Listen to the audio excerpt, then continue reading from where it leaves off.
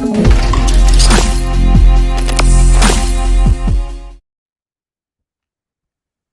right, hello everyone. Welcome to another episode of the Pixelated Echoes. I'm your host, 3Bits. We're gonna have a very pixelated evening tonight. If you're listening, be sure to subscribe, hit that notification bell, so you guys know when we go live.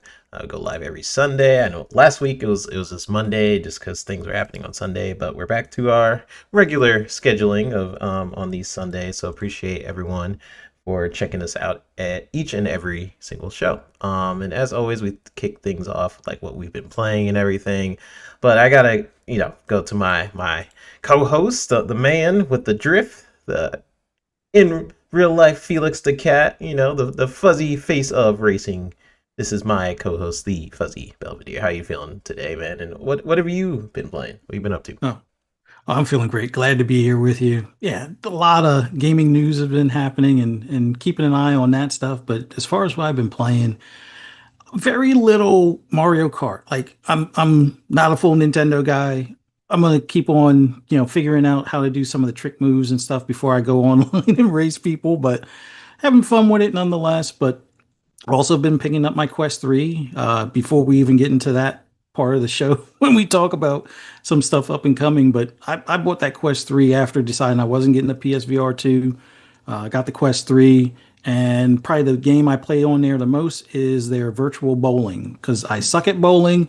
So having virtual people see me suck at bowling as opposed to real people isn't so bad. So, and plus the zombie games are pretty cool in VR and stuff like that. But my usual games. I've fallen back into Division 2. The Brooklyn expansion has got me hooked.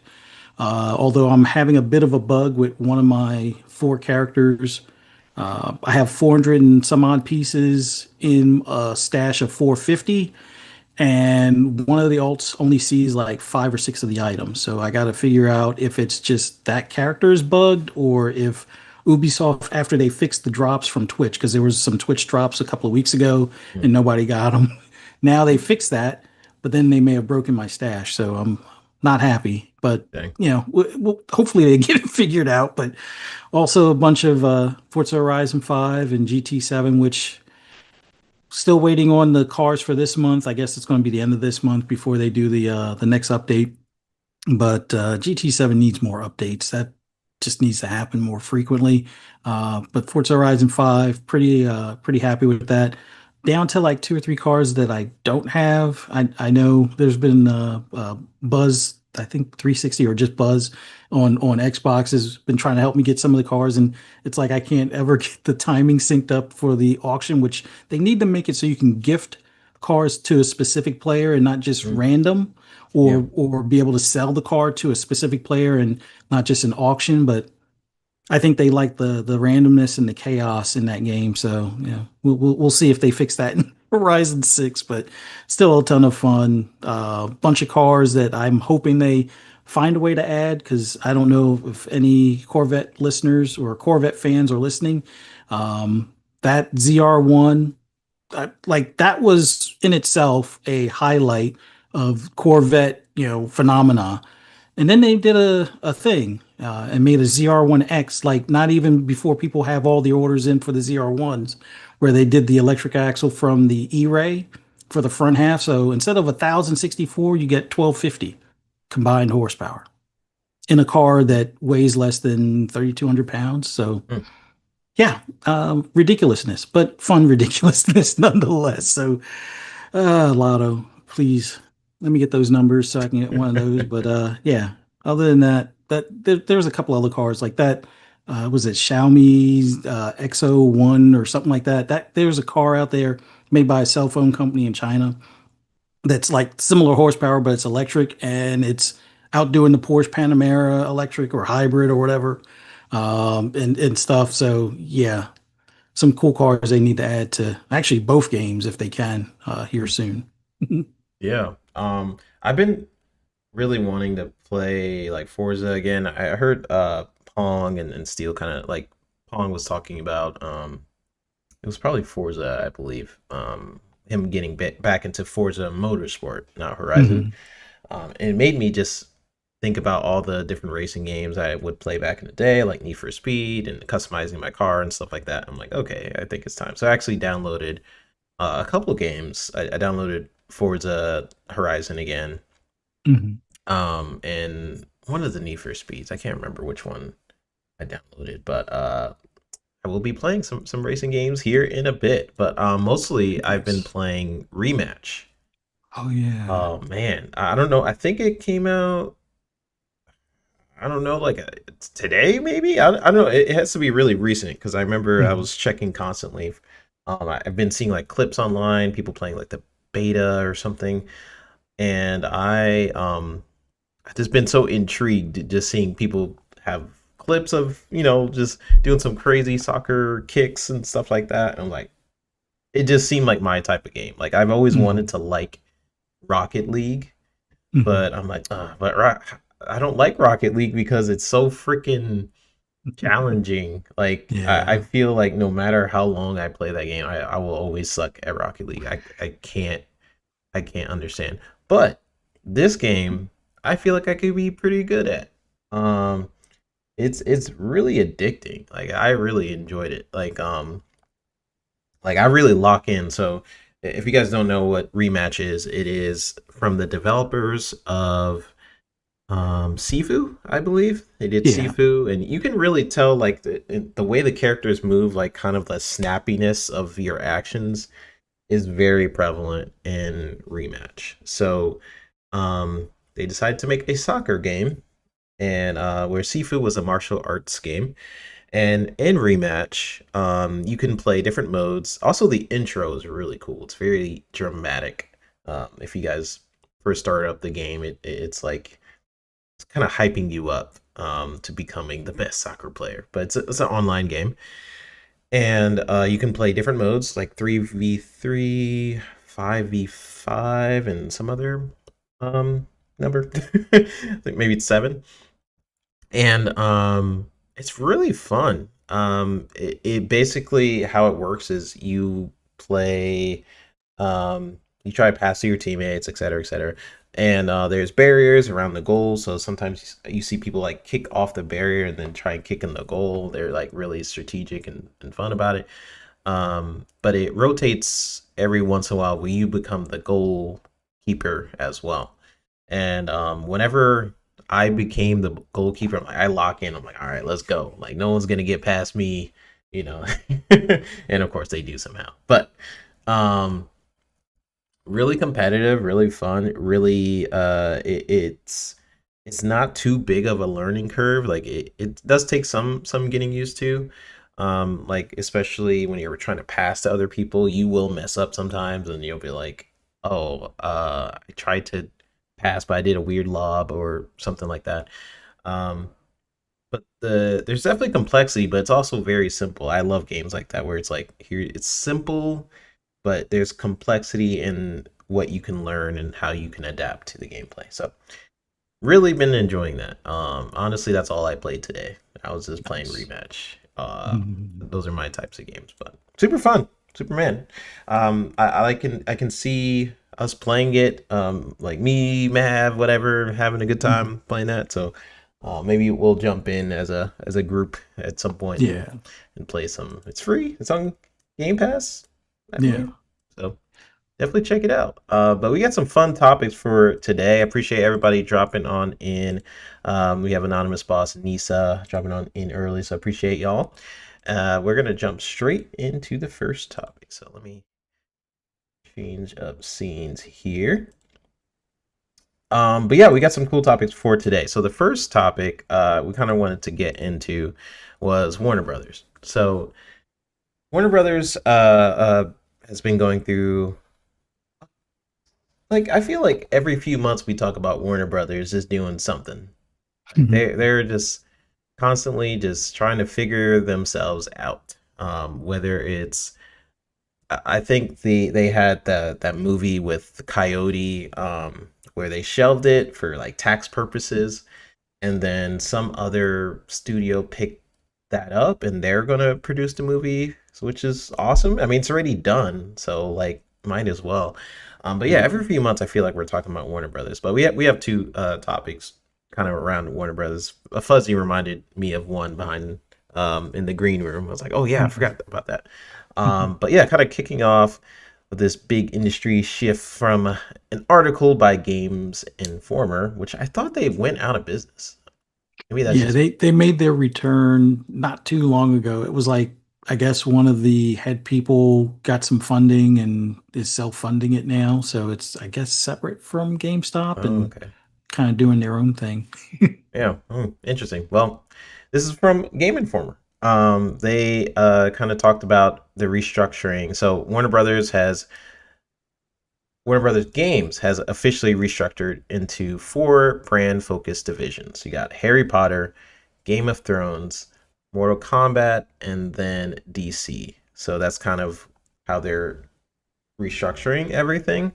And they promoted three studio heads to lead each division. I don't know any of these people, but if you guys know them, let me know. Yves LaChance, I believe is how you say his name. Maybe I'm mispronouncing that. Will oversee Harry Potter and Game of Thrones. So he's going to oversee those two branches. You have Sean Hemmerich taking the reins for Mortal Kombat and DC games. Now, this one was a little weird to me. Mhm. I don't really know who Sean is, but you would think someone like the guy who's been working on Mortal Kombat for all these years. Yeah, Node or something. I forget. Yeah, Boone, Boom. Ed Yeah, Boone. Ed Boon. Like it kind of makes sense for him to do it because he's been seeing it since the very beginning. But what do I know? Maybe it's a little bit more a business role. Where they're looking at the number. Maybe he's a numbers guy more than Ed Mhm. Boon. I don't know. And then you got Stephen Flannery, who's handling all things tech, QA, publishing, and backend. So these are the new heads of the gaming division for Warner Brothers. They basically are separating it as opposed to before, where it was more. I feel like it was more. It's Warner Brothers, and then the studios had more of a say in what they were Right. creating, and then they kept pitching it to Warner Brothers. Now it's these guys handling each division. So what does this mean? I mean, it could mean a couple things. It could mean better focus on these franchises going forward. It's. I mean, I'm pretty sure this is just games. Do we know Mortal Kombat is having a movie and things like that as well? I don't think they have as much of a say in that. It is interesting too because this reminds me of what James Gunn is doing with DC's movie division, where they're trying to also restructure that. Um, Mhm. and like going forward, all DC movies are going to be connected, intertwined with each other. So it seems like they're liking how that is going, and maybe they're trying to also adopt that in their games division. So I mean, I think it could be a good move for them. I just Warner Brothers is. I think they're so. I don't know what the heck is going on over there. I just feel like it's pretty mismanaged and they're just kind of messy. So maybe this will help. But Fuzz, we're gonna get to the other thing. Mhm. But like, what do you feel about this? Do you think is this like smart alignment or is this risk of like creative stagnation? Like, what do you think? It's tough to say. Like I think for me, when they release Injustice 3, because I'm assuming that's got to be in the works or close to in development or something, depending on how that game plays and how it's received, will I think determine if this restructuring is worthwhile or if it was a mistake. Uh, not knowing the individuals that are going to be now the heads of each of these divisions, it's kind of like a turkey shoot at this point, just because like Ed Boon has been Mortal Kombat and Mortal Kombat's been Ed Boon for decades at this point, and to not have him at the head makes me feel that maybe Mortal Kombat 1's slower sales numbers is behind that. Mm, I wouldn't necessarily hold the blame to him on those lower sales numbers as much as now is a feasting time for fighters.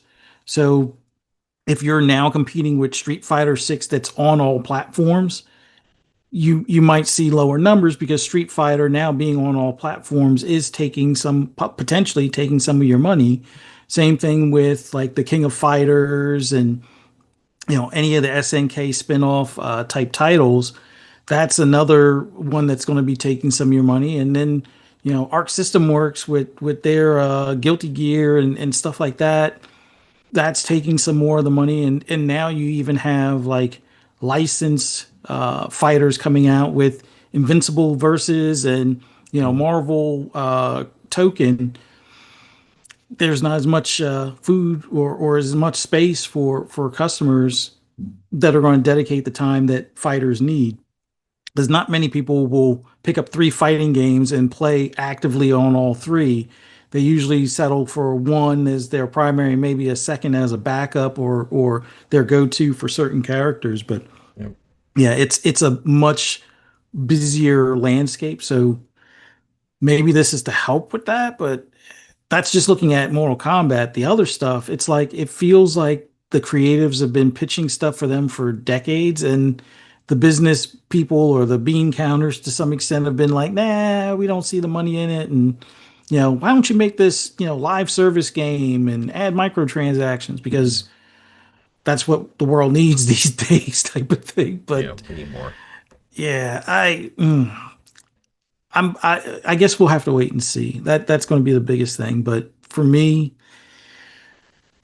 if Ed Boon is kind of pushed out of his own franchise, he can always take over Killer Instinct and come over to, Xbox Studios and build a team around him.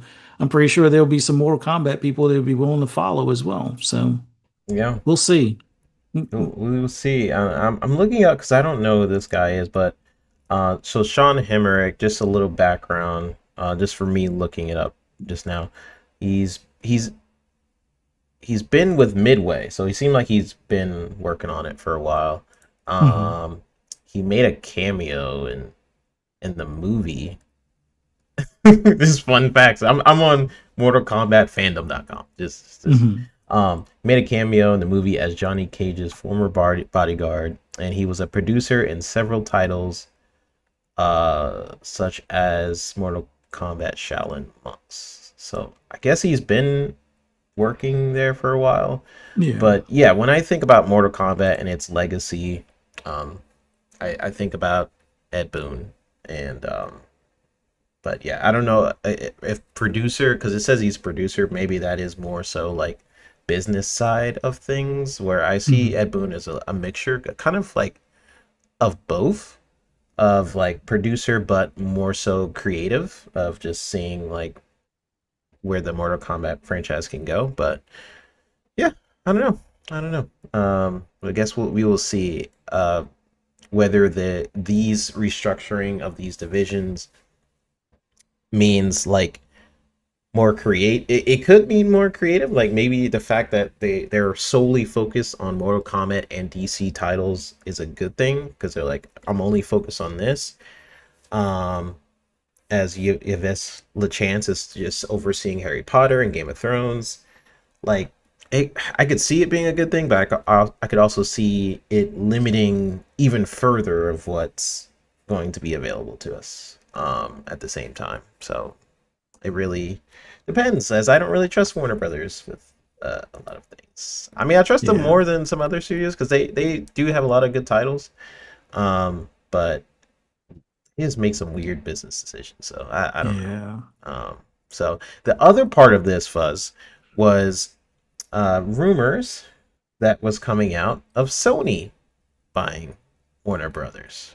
I have my thoughts on this, but I just want to hear from you first. Sony buying Warner Brothers. What are your thoughts on that? like I could see it being something that makes business sense for them to consider, but Sony buying them when they had to get a layaway plan for Bungie. I mean, I say that in jest to some extent, but they did have to get or take some additional loans because they didn't have it as cash, which some businesses do. Some are lucky enough to be able to just pick it out of their couch cushions like Microsoft. But all things aside, Sony buying WB I think we heard similar rumors when they were supposedly buying Bethesda, and look who wound up purchasing Bethesda.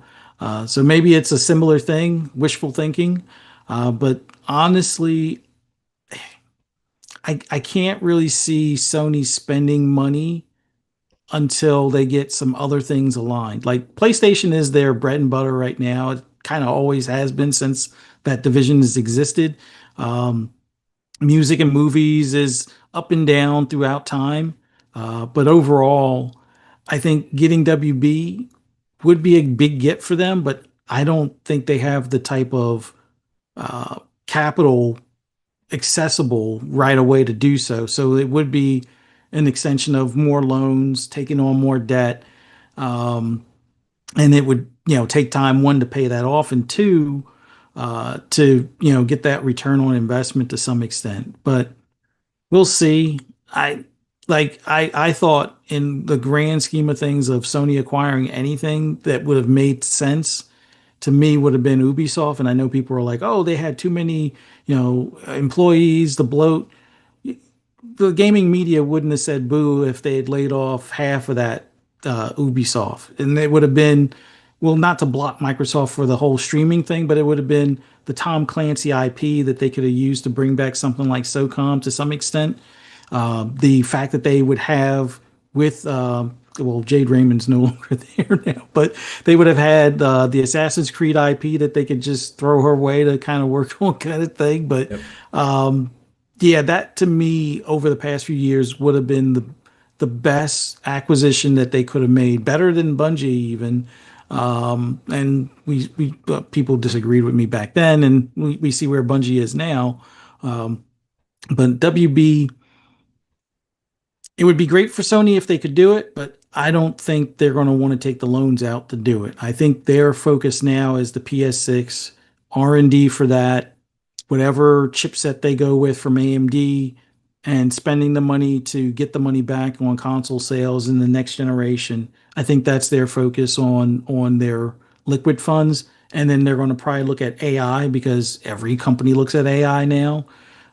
They made that car thing, which partnered, I guess it was with Honda, but it's like the redheaded stepchild. Nobody wants to claim uh, ownership of it to some extent, but I see Sony spending money on AI before WB. That's just me. Yeah, that makes sense.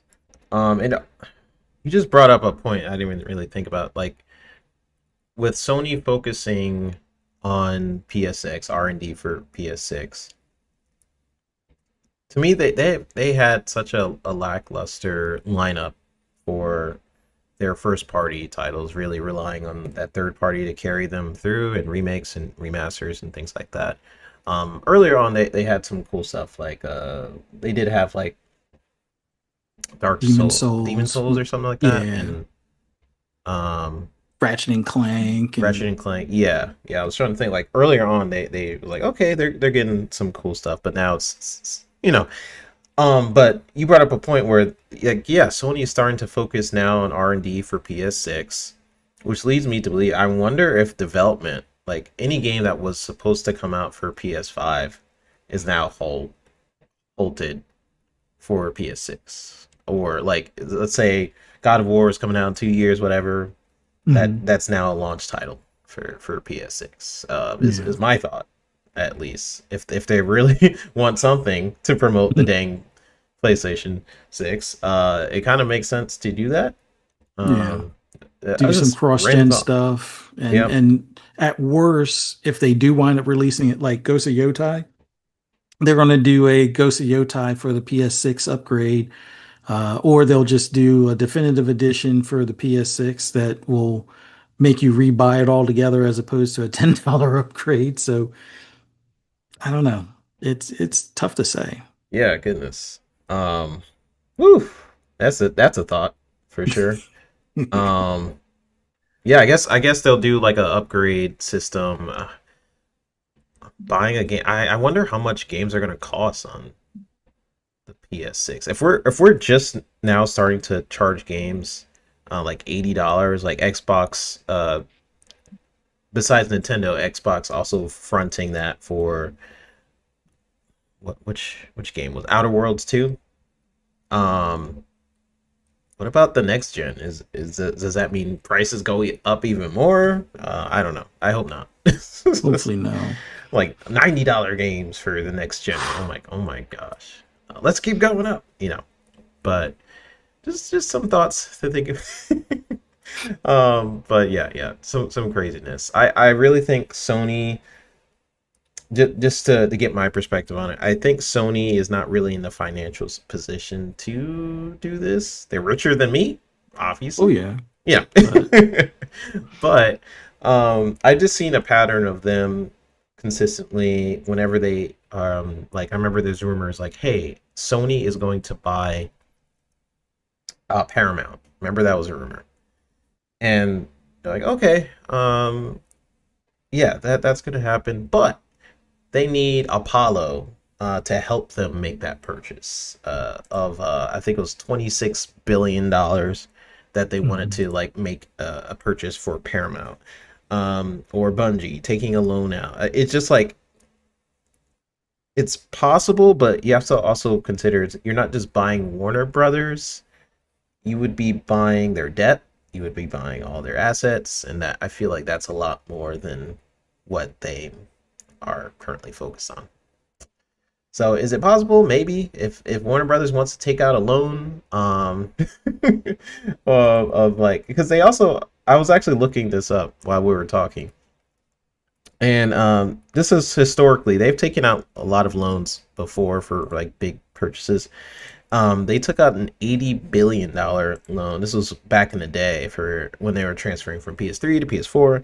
They took a $80 billion loan. I think that's yen, so like 600 something million Mhm. USD um to for loans for the like production of their game assets for like PS3 and PS4 and stuff like that. Just as an example, they've historically have had to take out a lot of loans for big purchases like that. And Warner Mhm. Brothers, like how much was Warner Brothers even worth? I'm actually curious. Warner Brothers would be it's like I think Lawrence in the chat was saying something like 8 billion. 28 billion and it has Let a me see. market capitalization of 26 billion. So if they wanted to buy them, they would need at least like maybe 30. If this is the Google, if the Google is correct, Yeah, well, or that's I think that might be if they're buying all of Warner Brothers and Discovery. If mm, they're just buying the game the games division, division, it might be less, but yeah, there's no way they're buying all of Warner Brothers and Discovery. Like that's so that'd be a do hundred something. they are they is it possible? Sure, but they would be having to take out a loan for almost 100% of that. And I don't know of too many places these days that's going to give a company that's in the 100 billion market cap range almost a fifth of their value in loans, kind of thing. Yeah, So, eh. But just getting games, like if it is around the 8 billion, let's say, that's more than what they paid for Bungie. They're still paying for Bungie. Um, they don't have couch cushion money like Microsoft.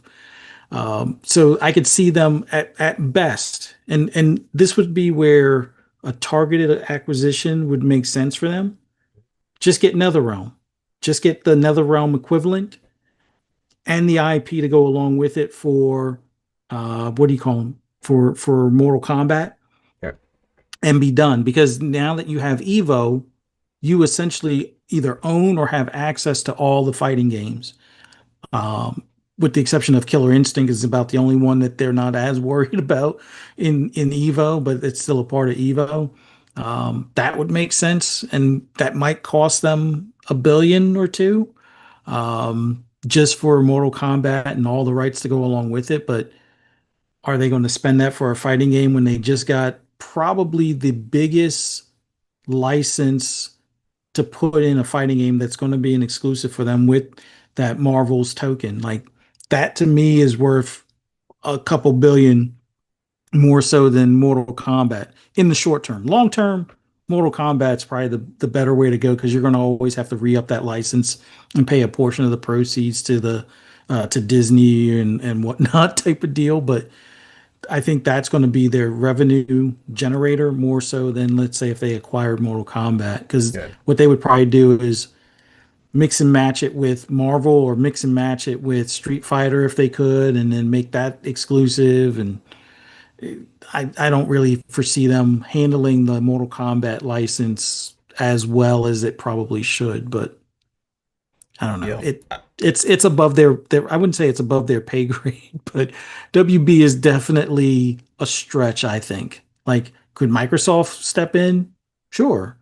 But I think there's a reason why they haven't stepped in. Just like Microsoft didn't step in for Bungie, they probably see either mismanagement or some sort of flaw in how, integrating that company into their fold would work. And I think that's probably the biggest problem with WB is that Discovery not knowing how to do games as a whole. I mean, they know that Hogwarts Legacy uh, made them some money, so they're focused on that right now. But outside of that, I think they've squandered so many opportunities with Batman and other IP stuff that they own that Microsoft is probably like, yeah, we pass, especially if you're not giving us the license with that price. Yeah, I think if we think back to when we talked about this, maybe like a year or two ago, it could have been like 2 years ago. I was on Mav's show and we talked about it as well. We talked about it on this channel, we talked about it on other channels when it was rumored that Xbox wanted to buy Warner Brothers, and I think the rumor was at that time was that it was Microsoft was in the running to buy Warner Brothers, but Warner Brothers was like, you wouldn't own any of the rights to any of our IP. You would just be buying the studios. And Xbox was like, nope. That was the rumor. I don't. Who knows if that was actually what happened? It would make sense, just based on their mentality at the time. Someone mentioned in the chat like now they're more separated because something happened where now the games division is separated from Warner Brothers. But now they're separating even more based on this article. So it's like Warner Brothers was really a part of Warner Brothers Games was really a part of Warner Brothers, but now it's like almost like a separate division, and now it's separating into almost like quadrants. You got Harry Potter and Game of Thrones, and all those are now separating inside of Warner Brothers Games. So we'll see if this is a good thing. It could mean it's more focused, but it also means maybe even less creativity because they're not willing to take a risk, not wanting to fail, and which kind of sucks. Yeah. Let's get into some of the chat. You guys are going off. Appreciate everyone for dropping on in. We got Anonymous Boss saying, "How you doing, 3-bit? Doing good, man. Appreciate you dropping on in." Nisa Howard says, "I don't want Warner Brothers being bought by Sony. They will kill multiplat." Hey, I mean, listen, Sony could just put the game on Steam now, right? We'll talk about that. They can put it on Steam, and it'll be fine. You know. No, we will definitely get into that. And then we got Decado saying stockholders and Warner Brothers might not be down with stock options from Sony. Yeah, for sure. We got Lore Master Jasper dropping on in. What's up, Jasper? Good to see you, brother. Nisahara also later says if they just focused their own studios, they would have the money, especially putting them day and date on Steam and Epic. Yeah, for sure. We got Mav dropping on in the chat. It says, "Yo, what is good? What's up, Mav?" Lawrence Davenport says it would be around 8 billion, and they still owe like 4 billion between Concord Developer and Bungie. Woo! Concord, huh? That's interesting. That is really interesting. I got words to say about that one. Decado later says Discovery CEO seems not to have a clue about gaming. Um, Yeah. yeah, yeah, I get, yeah, I don't think he does, to be honest. But to be fair, he's making some weird decisions in general, not just in gaming or whatever. Like for example, like the whole HBO Max thing. I don't know if he was in charge of that decision or what, or if it was mostly Discovery. I don't know, but I just find that's those type of decisions happen all the time at Warner Brothers. Just some weird stuff like, oh, we're gonna change it from HBO Max to Max, and then we're gonna change it back to HBO Max. It's just like okay, you spent millions, most likely millions of dollars branding it to just be Max because you're like, no, we're going away from the HBO name. We're different now, and then you go right back. It's just like, okay, this is the decision to HBO make. is the brand. Like, I don't know what focus group they passed that through, or if they didn't even bother with a focus group. Like, I remember growing up where HBO and Cinemax were always kind of paired together way back in the day on cable. But you watch Cinemax for the leftovers from HBO, or you watched it like late night for what I used to call Skinemax, where they would have like the B movie bimbo Yep. type shows. Mm-hmm. But HBO was always the main product because that's where the movies that you may have missed in theaters or the ones you saw in theaters that eventually made it to cable, they went to HBO. That's the name. That I don't know. Yep. Yeah. I don't know who made that decision, but yeah, they don't deserve to be there. You got Lawrence Davenport also saying they broke up the company as the games part is 8 billion. Yeah, yeah. So that was what they separated. So yeah, I guess if Sony bought them, it'll be 8 billion. But again, Sony, if they take out a loan, then maybe I just don't see it happening personally. Yeah. Um, Star Traffic says Harry Potter, Game of Thrones, Batman, Superman IPs are going nowhere. I will say, with James Gunn now fronting the DC universe, I feel like he's trying to make it very cohesive. I think the problem with a lot of those franchises where you get so many different versions of those characters and stuff, it just like people don't really know like is this connected? Is this connected? And like none of it is. So I feel like that's gonna help. And the reason why I'm mentioning that is like cross media, we're seeing how much cross media is effective. Like people watch the Minecraft movie, they want to play the games. People watch Fallout, they're interested in the games. So that can have an effect with however James Gunn's movies do. Hopefully Superman does well. Maybe eventually that will translate to people buying Injustice 3. Hopefully in the future a Superman game. I know they say it's hard to make. But hopefully in the future they will make it because I really would love to play that. Um, but you mentioned like Harry Potter as well. Harry Potter is getting a TV show with a whole new cast for Harry Potter and stuff like that. If that does well, that's another thing that can funnel back into the games and things like that. Um, I think their IP is strong. I think people um, they look at Harry Potter like there are people who are obsessed with like the Harry Potter world, right? So they have powerful IP. I do think they mismanage it from time to time. Um, but I feel like because they're those IP are so strong, I feel like it doesn't take much for them to do something really good with it, and then people are back. You know, Yeah. like people love Batman. So make a good Batman game. People are like, okay, screw everything I said wrong about Batman. I'm back. I'm back in. So they just need a good team. Those IPs are really strong enough. Like there's some dormant IPs where like I don't really know where this, but Batman and Superman and Harry Potter are not one of them, in my opinion. What do you think about that, Fuzz? Am I crazy to No, think I that? Or No, I think you hit the nail on the head as far as the strong IPs like that. Those are the ones that are always going to attract an audience. Like I don't think you can run Batman into the ground enough for people to really, be put off by Batman in the future. Like we saw with Gotham Knights, people still wanted Batman to be there.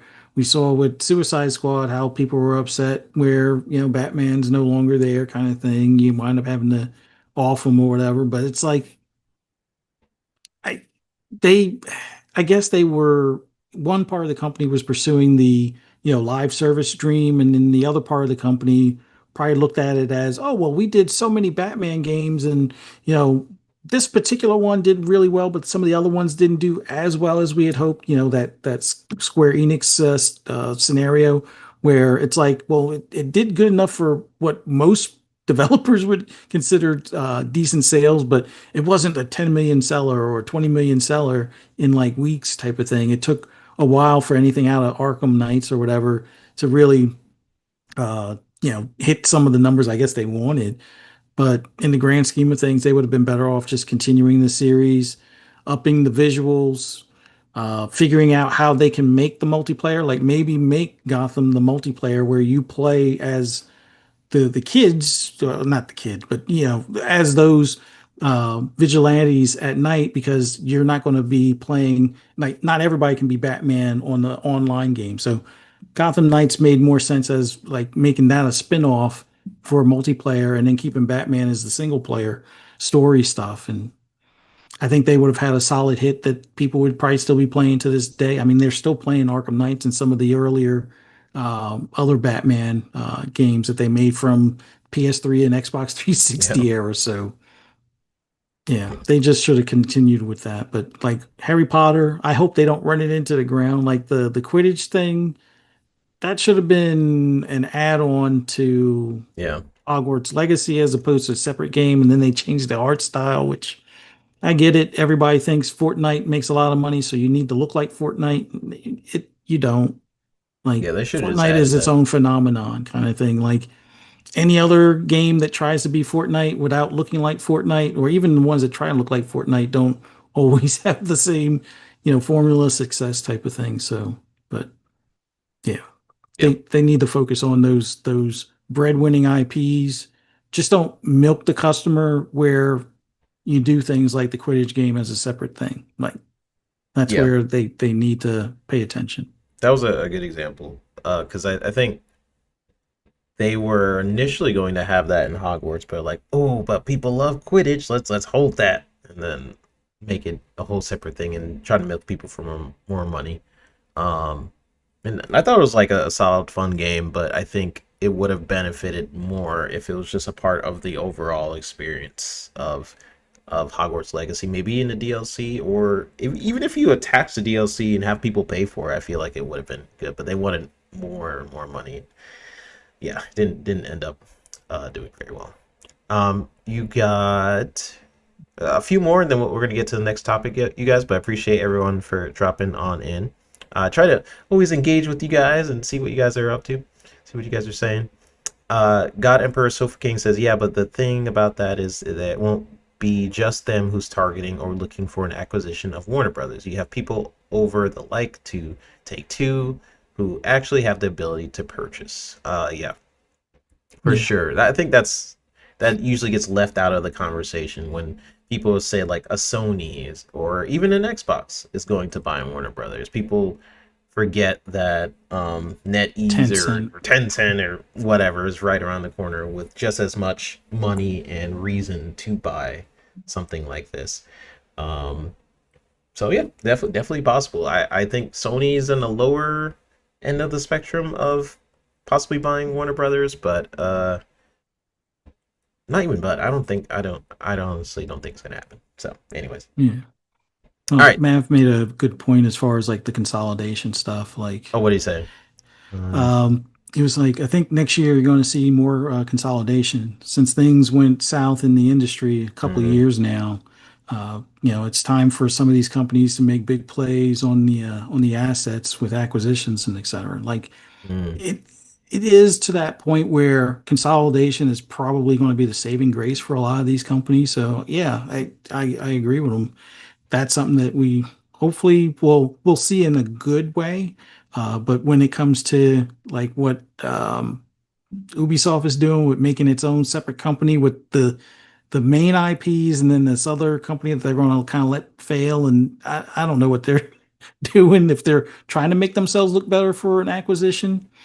We all thought Sega was, in the process of trying to make themselves look better for an acquisition, but they're actually selling games better than anticipated with a lot of their IPs. But some of these smaller ones, and like I I wish there was a way to focus a spotlight more so on Sony at this point because Ben Studios isn't making a Days Gone 2. Their games as a service game got canceled. So how long before they're either converted to a support studio or closed? Like those are some of the realities, even within some of the bigger companies. Like Sony's not going to keep a studio alive if they're not making games, and they don't need a high-end support studio. You can rent those for on the cheap in comparison, but Yeah. WB needs to look at who they can work with or merge with or be acquired by. And you got some other ones out there. Like I'm hoping, what is it? Embracer Group doesn't have another meltdown. Like it seems like they've kind of faded into the background to some extent, but that can't be all that good for whatever games are in development overall outside of Saber, which I think Saber wound up buying their way out of that sinking ship. So Yeah. yeah, it's a buyer's market, but hopefully some of these tried and true teams can survive it. So we'll see. Yeah, the gaming industry is not in a good spot, but it's mostly because of not people not buying video games. It's really the executives that were super greedy and they're like, "Hey, we could just keep firing people or even if the games do well." So it's like the game does bad, massive firings. The Mhm. game does good, massive firings. Like there's no reward in the gaming industry for a lot of developers if you do an amazing job on a game. It's actually kind of sad.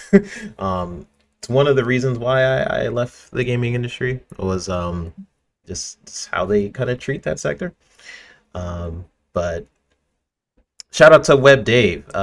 Just had a massive raid for peeps in here. Hello everybody from Web Dave's channel. I was watching some of it. It had that blue number and stuff. Who's on here on one of these episodes. So appreciate everybody for dropping on in from Web Dave's stream. We're just talking about Warner Brothers, getting to kind of like topic about the gaming industry.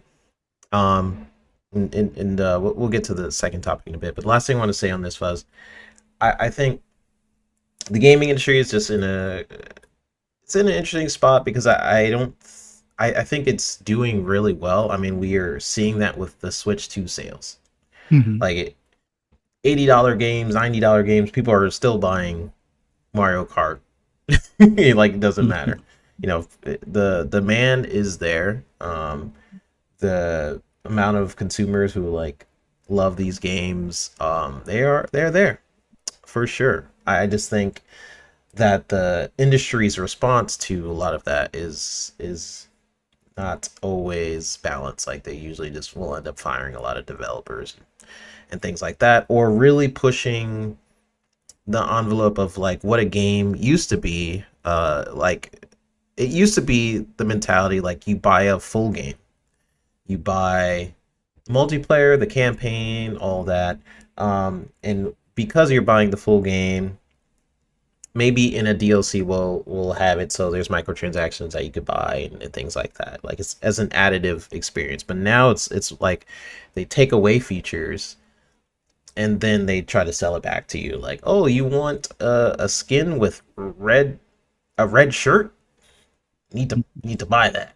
five It's dollars. $5 just for a red shirt. They're really starting to do that in a lot of games now. Where as opposed in the beginning, I feel like it give you the whole experience, and then if you want those things, then cool, you could get it as an additive. But now it's like, yeah, that's where we're at in the industry right now. But Web Day, appreciate you, man. You said you've been rated Thank by you. the Gamers Council. Heck yeah. All right, so let's get to this second topic. This is the main topic of today. This is the Xbox and AMD partnership, and this big one. So, for those who don't know, who live under a rock, I'm pretty sure everybody in our community knows because it's been on Blue Sky, it's been on Twitter, it's been everywhere. People have been talking about this. But if you haven't, if you've been living under Patrick Starr's rock, um, Xbox announced a multi-year strategic partnership with AMD to co-engineer silicon across their full ecosystem. So that's consoles, that's handhelds, that's PC, and then cloud. All this Sarah mentioned in this video that you guys are seeing up here. Um, so and she also mentions like this isn't just about building the next Xbox, it's about laying the foundation for a platform.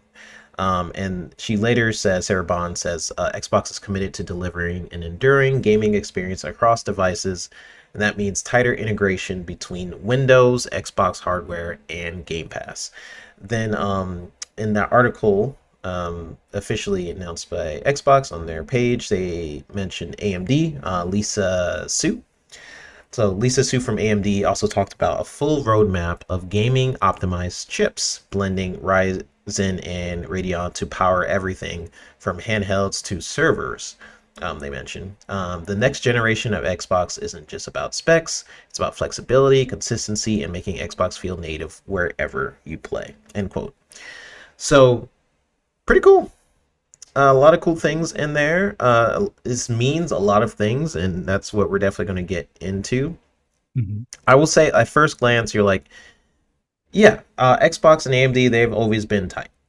This is not a new thing. Most Xbox consoles have used AMD chips, and even with the Series X, like they waited. Like PlayStation was like, let's get it out there, but Xbox waited to like take full advantage of RDNA 3 at the time, or was it RDNA? Yeah, um, Two, two. RDNA Yeah, two. sorry. Yeah, RDNA 2 around that time, and then I think PS5 was more so like RDNA 1.5 or something like that.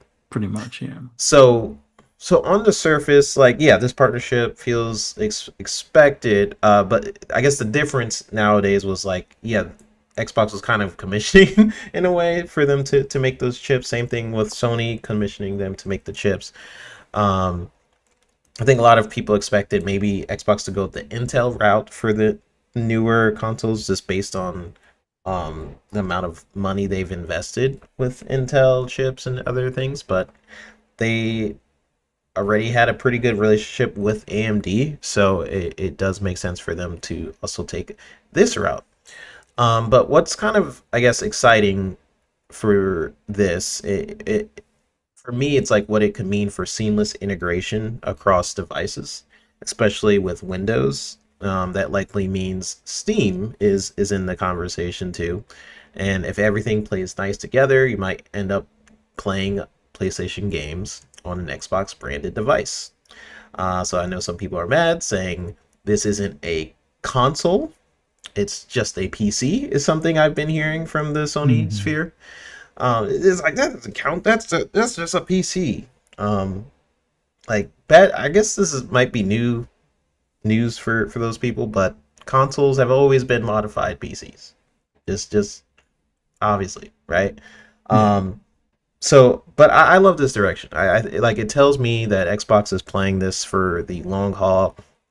It does raise quite a bit of questions, like what does this mean for the future of the big three in generally. So I just bring it up to you, Fuzz, because I know this is going to get Mhm. into so many different conversations.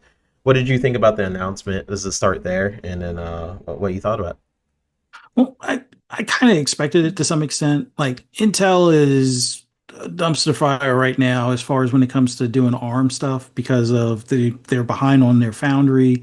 And I think the investment that, Microsoft made with Intel was primarily for AI related stuff for Azure and things along those lines. They also had Qualcomm with the Snapdragon stuff for the Copilot PCs, which I was almost hoping that that would be the direction they would go, and hear me out on it. It would be great for battery life when it comes to handhelds. But if they could get the emulation layer situated, which they haven't even been able to do on the laptops, that could have been something to avoid the third party publishers having an issue with console games on the same device as a PC type of thing. But given how some games still have like anti-cheat issues with those Snapdragon chipsets running ARM code, that's where it makes sense for them to stay with AMD. And if they're doubling down with AMD, keep in mind they're still server X's and S's as server blade pieces for xCloud. So the next iteration they're going to want to stay with AMD. And this partnership that seems to expand just beyond just the console under the TV, it's going to possibly be for handhelds and desktops and other devices, like even like handhelds and such. That hopefully will help keep the costs reasonable. Now, I can't say the words keep the costs down because this has probably been the first generation where costs have kind of gone up as opposed to down in like later in the generation. But I think this partnership and then expanding it where it's going to they're using silicon that's going to be in multiple things. This will hopefully keep prices where they are at now moving into the next generation. Maybe they drop a little. I doubt it, but it should keep things kind of where it's priced at now and not, hit us over the head with like an $800 console or something like that. Will there be potential options for that? I think there will be outside of what Xbox makes themselves. Because if they're partnering with ROG or Asus, if they're partnering, let's say, with Legion or Lenovo, which they've done on the PC side of things, but let's say they have them make other devices, maybe they do make a console that is spec'd a little bit higher at that higher price. That if you want the extra horsepower, you pay for the extra horsepower. But for the common consumer, a Series X2 equivalent should hopefully be within the same price point as what they are now. Would love for them to be a little bit lower, but if wishes were horses, like it's the same. My dad always used to say, if wishes were horses, everybody would be riding, kind of thing. But we'll see if the prices stay the same. But the announcement is great because that shows all those naysayers that Xbox is getting out of the console business. How's Crow taste right now? And so it's like this was purposely, I think, to shut down the stupid talking points of people saying that they were getting out of the business because, well, if Asus is making a handheld for them, why would they even make a console? Well, they're still in the industry to get you that foot in the door so they can sell you the software basically. So they're always going to be making hardware in some form or fashion. Like if you take a step back and look at the Surface PCs, yeah, they're not selling that great compared to all the other PCs on the market, but they're selling well enough to get people in the door to subscribe to Microsoft 365 and other things that they can sell you through the Microsoft Store.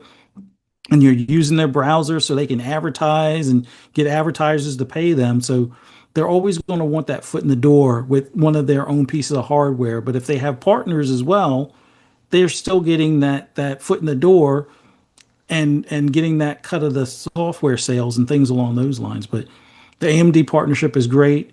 Looking forward to what this next console, hybrid, PC, however you want to look at it. Like you said, consoles have been pretty much closed PCs for eons now. I mean, ever since they moved from or ever since the Xbox, the original, they've kind of moved away from these bespoke boxes that were only console type stuff, like what Sega and Nintendo used to do. They've moved to that more x86 architecture and stuff. Or it used to be 486, now it's x86, but it's still that same architecture. So glad that they're sticking with AMD. That should make the forwards and backwards compatibility even that much smoother. I guess the key thing next is to see how these 360 games wind up on the Microsoft or Windows Store. Oh, yep. The glitch that they said was a glitch, but not foreshadowing, but foretelling kind of thing. But yeah, it's great to hear that they're partnered. That just means our next console, maybe hopefully, holiday 26. We'll get some more info on it, and hopefully we get to see something at maybe Keeley's, or maybe they do it at Gamescom. Hopefully they don't wait until next showcase to show it off and be like, oh, order it holiday of 26. But it'd be nice to have that same, like, what did they for Scarlet, how it was like a year in advance Yeah. that we got to see it. I hope they do some similar marketing and peeks at the upcoming hardware, because this is an exciting time. Whether even if you're not an Xbox gamer, this should be an exciting time just for the fact that the hardware out there is moving things forward. And hopefully we get to that time where 60 frames is the norm, and quality visuals, or 4K. Not necessarily, it doesn't even have to be 4K, it could be 1440, but have all the bells and whistles. Hopefully that's the standard, moving to this next generation. And if it's something that can play PC games, I kind of think that is what we'll get with this next piece of kit, especially with AI chip stuff, which I think some of it's possibly marketing speak, but Yep. if that helps with resolution, upres like DLSS, can't complain. Yeah. And something you brought up, where a lot of fanboys say that like Xbox is getting out of the console business, and I've heard this so many different times, and to me, it's always contrary to what they are playing. I feel like a lot of people don't really understand what Xbox is trying to do. And when they're saying we want you to be able to access your games everywhere, things like that, that doesn't mean everywhere but an Xbox. It means building upon what's already there and going outward. I think a lot of people get those things mixed up. Like the fact that they want to put an Xbox on handheld devices, or they want to put things on PC and things like that. They're like, oh, so that means they don't want to do it on console anymore. Like what? That's not at all what they're saying. They're saying they want to build out from the experience. Like they want to continue to have it so you can play on a console, but you can also play on a PC. You can also play, and I feel like that mentality just comes from how things used to be, and how where people are saying like just how things were with console, like my games versus your games on this console versus this console. Xbox is basically denouncing all of what that was in the past, where it's my traditional way of thinking, where it's my games on this console versus your games on this console. They're basically saying like screw that model, let's just make it so you can access that game anywhere. And it's more so about the ecosystem, because people then it gets into argument like, how is Xbox making money if they're playing an Xbox game on a Sony device, and then they're like, well, they're still making that bank of like, that was it, 70% of sales on a PS5. They're making more than Sony would on that game. um Sony gets the money, as like with the 20 or so percent of those games being on the store. And where Xbox gets even more money is a lot of those people weren't going to buy those games on an Xbox anyways. Like if you've been really wanting to play Forza, and you are a Sony fan, and that's your ecosystem, that's something you're comfortable with, you're not going to play Forza because you're comfortable within your ecosystem. You're just chilling on the PS5. So you're just like, yeah, I love PS5. This is where I'm staying. So by them saying like, hey, I'm going to put Forza on the PS5, you're a new customer to them. Something that they would have never had otherwise. People are so comfortable in their ecosystem. Even if Xbox, and this is something Phil mentioned a while ago, people say is like laying down the torch, but something he mentioned was they could have the most amazing game in the world, and it's still not going to make people kind of transfer over to an Xbox. I guess we'll never truly know, like, if that was true or not. But I think what we're seeing nowadays, where you see most of the top selling games on PS5 or Xbox titles, is fruit in the pudding, of like how that is maybe true, Yeah. um, and how people would have never really invested in those games if it wasn't on their platform of choice.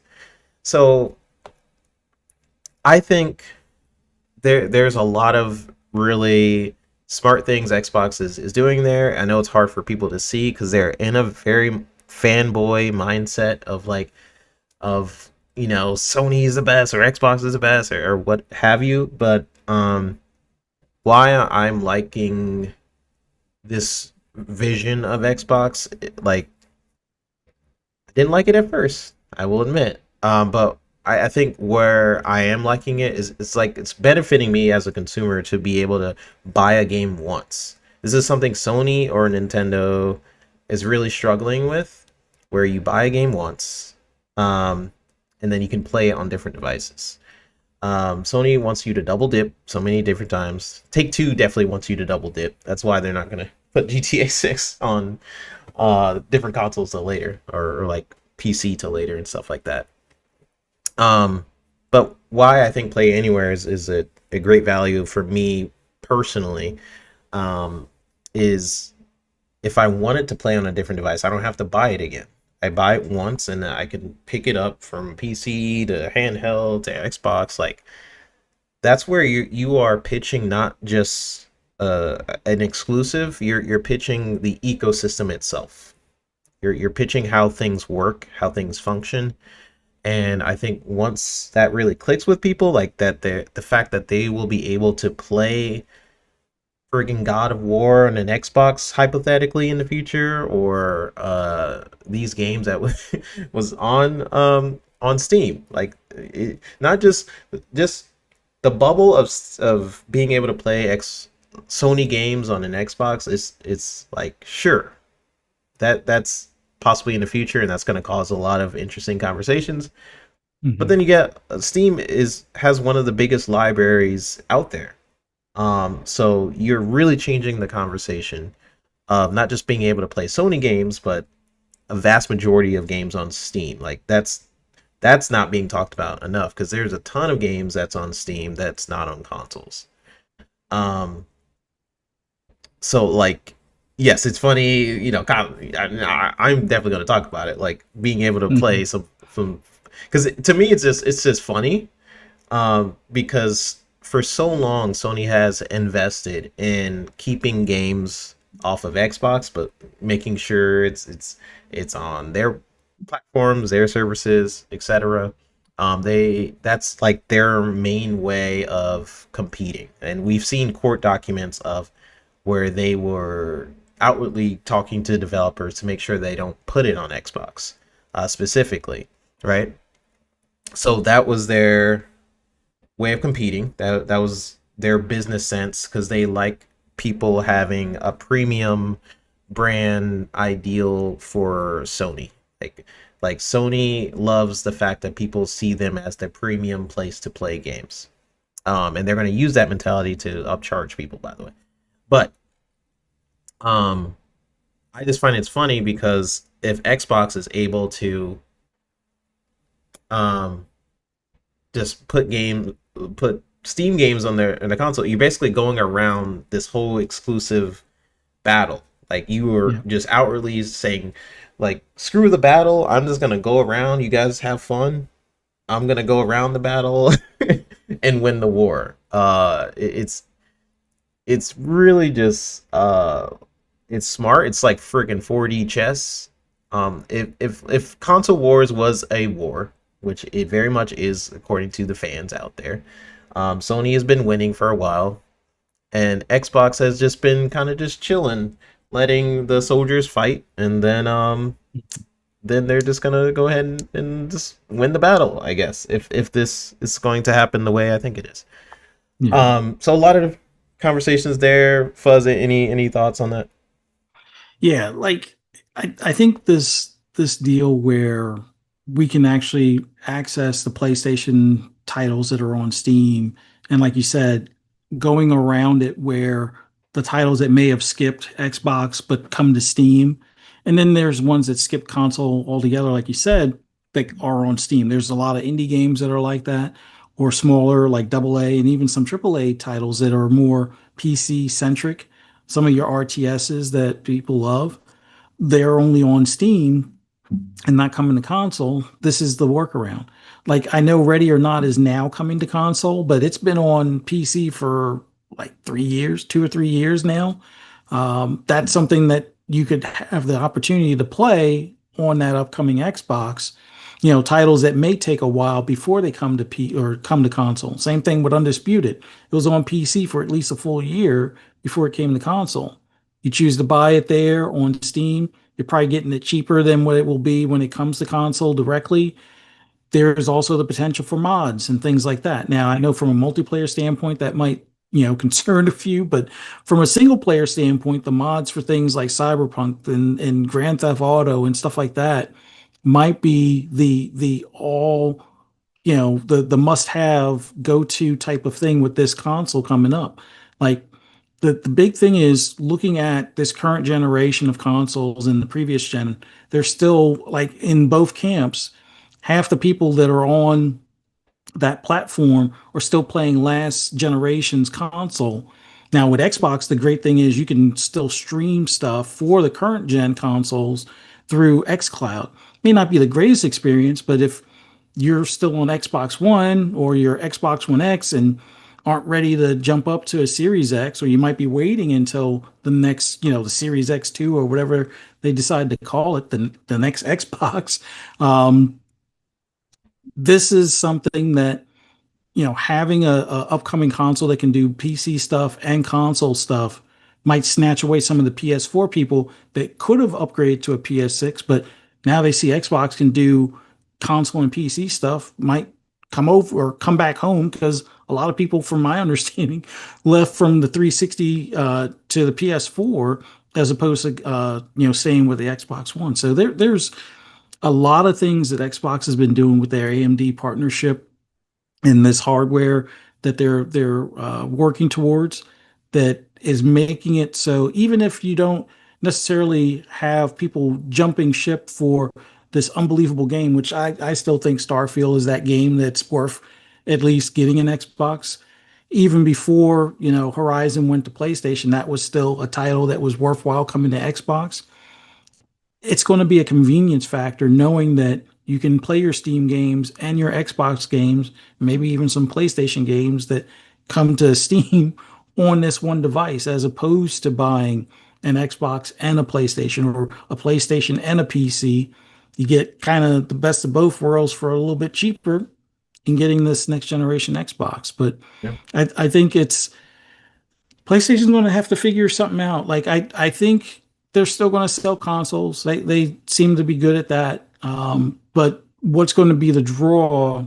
Like this generation doesn't feel like the software is the draw. PS4, hands down, their software was a draw of why you bought a PS4. Maybe a PS4 Pro. I wound up getting the Series One or the Xbox One X instead. But still, I had my PS4 and the software I think for that gen was great. But Xbox has been killing it with software, and they have, I would say, at least a generation and a half, if not two generations of software planned out that's going to be killer apps that you're going to want to get their hardware or at least be in their ecosystem to play.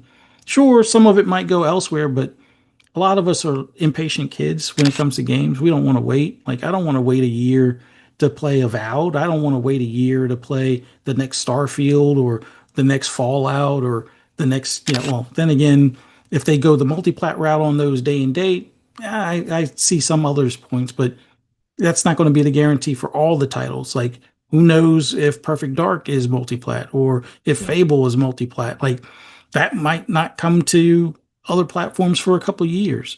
Maybe it comes there day one. Who knows? But I rather know that I can play it day one through Game Pass or by purchase by just getting the hardware. When it comes to the moves that Sony's making, I know a lot of people are like, oh, they'll never do day and date. Well, they're starting to do day and date with some of their third party stuff. But then again, that could be their publisher requesting that. Yeah. And that's for single player and multiplayer games. Maybe eventually they get to the point where their first player or their first party games start being day and date on Steam as well that aren't multiplayer. I mean, will Intergalactic be that first title? Doesn't seem like Ghost of Yotai is going to be that just yet, but I promise you it'll probably be less than 6 months or at the 6 month mark, and it'll be on Steam because they're going to realize it doesn't make sense to market for a game twice where now the hype behind it's already died off with that 6 month gap.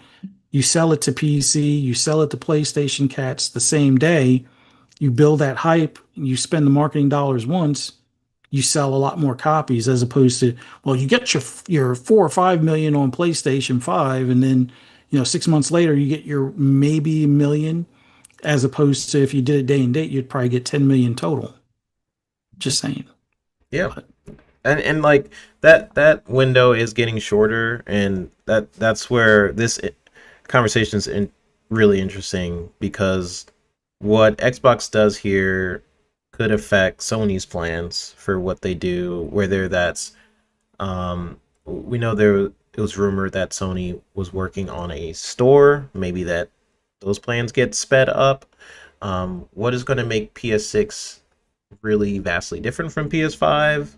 I don't know. Like, what is the vision for PS6? I'm really interested in what that is. Xbox is kind of becoming clearer.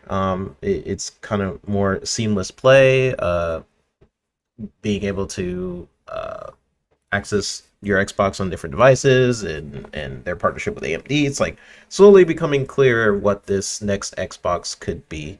Um, and I feel like it is going to force Sony to make some changes to their business plan. I mean, we've already seen some changes with more of their games coming to PC, where I remember in the past it was like, oh, they'll never put their games on PC, and that conversation changed to like, well, they're not going to put their games on PCs in day one, and so that's like the new sort of thing, or they'll never do it more than 6 months, and it's that window is that conversation is slowly it's getting less and less. So I do wonder in the future what Xbox does here could affect the big three, being Nintendo, Sony, and their partnership is going to be really interesting, because this is a partnership. It's different from the other times where like, yes, AMD and Xbox have worked together on almost all the other consoles, like I said in the beginning of the show. But now they're really working together on this next Xbox. So I am interested. But shout out to the 108 people watching the show. Appreciate y'all. Be sure to hit that like button, subscribe. We do the show every single Sunday. Appreciate you guys. You guys are having amazing conversations in the chat, which I'm going to start reading now. See what you guys are up to. We got Let's start with Vinci. Why are ponies laughing when Xbox said Fire Stick, TV, mobile phones are Xbox? But when they said Xbox, Asus ROG Ally is an Xbox, they are crying about it. Yeah, this is a little inconsistent, just a little bit. Um, the way Xbox sees everything is like it's going to become about the ecosystem wars. Like, at this point, it's not really about kind of what Fuzzy was saying, like software. Yes, it's important. Hardware is important. Um, but ecosystem wars is kind of where it's at, especially if Xbox is like, listen, we have our main, like, Xbox hardware on here, but you can also play Steam and other things. Like, for some people that's going to be really appealing. um I've been really invested in Xbox because of its ecosystem. Like, of course, hardware is important to me, but the fact that they're so forward thinking, where I feel like I can play generations of Xbox titles from Xbox One to 360, and then going forward, like, I feel pretty secure in that library and backwards compatibility, rather than me buy a game multiple times for different platforms. Like, I feel more secure in the Xbox side of things, as opposed to Nintendo, where they're kind of shady with that stuff, and Sony, where they're definitely shady about that stuff, right? So ecosystem is important to me, and I think going forward, when people start having these conversations about, like, well, if they have no exclusives, why would I buy an Xbox? It's the ecosystem. It's the value they bring. Like, you can buy Indiana Jones on a PS5, sure, but you can also just get it through Game Pass, um, and you save some money. And I think as games get more expensive, you're getting $80 games now, $90 from Mario Kart World and things like that, right? The value proposition of Game Pass increases. Just it's already an incredible value. It's best value in gaming, in my opinion. But that value grows even more just by default, with the market of games increasing in price. Like you get 80, $90 games, and then you can also get those same games in Game Pass. That just increases um my want for Game Pass games even more. So it's going to be the ecosystem wars, and we'll see how that how that pans out. We have Omi Tony basically saying, I'm finally reaching the end of my vampire system. I am, yeah, yeah. He says, such a wild story. Thanks for the recommendation. Yes, incredible. If you guys haven't read that book, so good. I was talking to the author. It's like maybe 10, 15 episodes ago. Me and him had a one-on-one. Super, super good book. I'm reading another book that's kind of similar. But yeah, I'm sad that I finished that book because I'm like, dang, I finished it. Now what? But I'm reading Shadow Slave, and it's a pretty good book as well. So check that out. Why So Serious says, I've been waiting on the Elite 3 for too long, and I'm too scared to buy a 2 because of the reviews. Yeah, Fuzzy, you mentioned you were waiting on a Elite 3 as well. Um, Yeah. Maybe they'll announce it soon. Um, I don't know. What do you think, Fuzzy? You think they'll announce it like Gamescom? Yeah, I'm hoping they do at Gamescom because that's typically where they unveil new controllers and things like that. So hopefully we see something for the Elite 3. But there's a lot of Xbox accessory controllers that are non-branded or Xbox licensed controllers that are outdoing the Elite to some extent as far as durability and some of the features. So this next one, just make it more durable. I'm not as much worried about the haptics as long as the triggers stay the same because the Elite 2, I was always under the impression those were haptic triggers anyway, and they refer to them as such. So they've always felt great when it comes to like the driving games. So I just hope this next one, if you, not that you should ever drop your controller or throw your controller, but if you do happen to drop it, the bumper buttons should not pop out. The joysticks, hopefully, I would love for them to go with house stick type joysticks instead, so they don't drift. Although, knock on wood, mine haven't had any drift issues, but I've also tightened the tension on the thumbsticks on my Elite 2, so that may help. But yeah, just make it more durable, more daily friendly because I use my Elite controller daily. I don't take it on the road though. I like it enough that I don't want to risk it bumping and banging, traveling on the road type of deal. But my Elite is my go-to controller while I'm home, and then my white Elite, or not white, but the white controller, non-Elite, is my road one because if it breaks, it's the cheapest one to replace. I think those are still like 49.99 or something like that. But yeah, an Elite 3 just needs to be durable, and please show it at Gamescom because otherwise I'm going to wind up buying one of these other ones from either Turtle Beach or I forget the other company. I'm also looking at 8-Bit Duo or whatever it's called because I don't want to run the risk of my Joy-Cons drifting. So Hmm. I think that might be the go-to instead of using that god awful thing that comes with the Switch, where it's like a holder controller. It's got the grips, but the Oh yeah. controller still sits out from the grips. So yeah, instead of using that, I think I'm going to just get a controller that will work on that and possibly work on my PC and maybe even the Xbox and go from there, kind of thing. Thank you. I definitely want the Elite. I think Elite 3 maybe is what I'll wait for. So maybe it's closer than we think. Um, Louis, uh, just responding to Nate Dogg. You guys are talking about Elder Scrolls 6. Uh, um, and Tony says, I'll check it out. Awesome, awesome. Um, Satna says, PC is thirsty AF for console games. Here's the thing.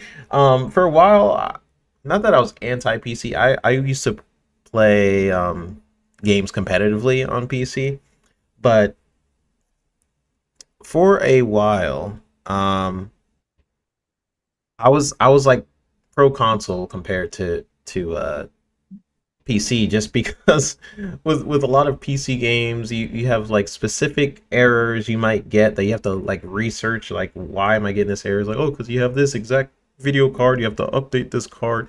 You never really have to worry about that when you have a console. Like if you have that problem for a game, then most likely everyone has that problem. Or, it's just a little bit rare, or not to say it doesn't happen, because I had a problem with Destiny, where I couldn't play Destiny. But it's a lot rarer on consoles, I would say. And for a minute, a lot of games were only on console and they weren't on PC. Now that's changing, like, but you can play Halo, most of the Halos on PC. You couldn't play like Uncharted on PC. You couldn't play like these games are only on consoles. I'm like, so why would I go to PC? These are my main games. Now they're going on PC. So it's like, oh, okay, well that's changing. um but and also a lot of PC games their minimum spec requirement is so low that actually when people say, "Oh, the Series S is holding back gaming and stuff like that," actually is the PC based on their minimum spec for a while. Um, so, anyways, that's a whole other conversation I don't feel like getting into. Um, you got Sotness saying, "I will never pretend I didn't like Starfield." Then he says Starfield, and then Oblivion remake. We don't have to compare those two; they're completely different, right? They Starfield could is choose. amazing though. Like Starfield is I, free. being a more of a Star Trek than Star Wars fan, but a fan of both. But like just in general, that whole concept of building your own ship, building your own base if you want, the storyline, the travel, the scenery, the fact that moons and like you can go from the planet to the moon and then still see the planet in the background, and just it's an amazing game. And I'm not looking forward to it coming to PlayStation. I guess at some point, Colin Moriarty will be right and it'll be there. But I'm waiting to see how much praise it gets after that because it seems like it got hate just for the fact that it was only on Xbox and PC. After playing, it's got to be 400 plus hours. I've stopped counting, but I know with all the playthroughs I had, that's as much as I like racing games, that is the game that will pull me away from racing games. Just saying, it's an awesome game. Heck yeah, I gotta check that out. And Starfield, I know it has like a lot of mods and stuff. I haven't looked at any mods for Starfield, but um, man, Starfield is a freaking amazing game. I don't care what anyone says. Like the fact that people are so mad at Starfield, the media, how they trash that game and stuff like that. Like I don't know. I will never understand how they could the expectations they had for that game. I don't know. It was just really weird the way they talked about Starfield in the media. Yes, Wacko Games says Fable will be $90 because 3-bit worked on it. Listen, man, I don't control the pricing. Okay, I feel like it should be $100 because I worked on it. Let's go Uh, higher. 150. We got 160. No. Yeah, I hope it's not too expensive. We'll see though. Uh, Great conversations, y'all. I'm gonna go through a few more because I like interacting with you guys and not just going through the topics in the show, but really appreciating you guys dropping on in and just communicating with us. So Satnus says the Switch 2 Pro controller is really nice, but don't know if it can be used on anything else. Oh yeah, so he yeah, was responding to you on that. yeah. Um, and then, Lewis says I had high expectations for 3-bit, should have known better. Hashtag blame 3-bit. Listen, man, As long as you didn't have the tomatoes, I think everything's good. yeah, But I probably yes, reminded them, and now the tomatoes are priced. yeah. So no tomatoes were thrown today, so we're doing pretty good. So if you guys start throwing tomatoes, I at least made it an hour and 36 minutes without any tomatoes being thrown. So I say that's an improvement, at least, So just saying, it's pretty good. Yeah, the last thing I want to say on the Xbox and the AMD thing, cool partnership. Sarabon, we're starting to see Sarabon kind of in this role for the first time, being the head of, what was it? Just the head of Xbox gaming division. I forgot what her Mhm. role is. Um, and we're really going to see what this vision of Xbox is. I know a lot of people are pushing back against it. I know some people are starting to come around. They're like, wait, so you're telling me I could play Steam games on a console? So some people are being like, that's pretty cool. So we'll see what those conversations look like in the gaming media. Gaming media is very pro Sony though, so we'll see. Um, but overall, cool partnership. I'm looking forward to maybe seeing Xbox be in the um maybe Keeley show. I like what Fuzzy was saying earlier. I hope it's not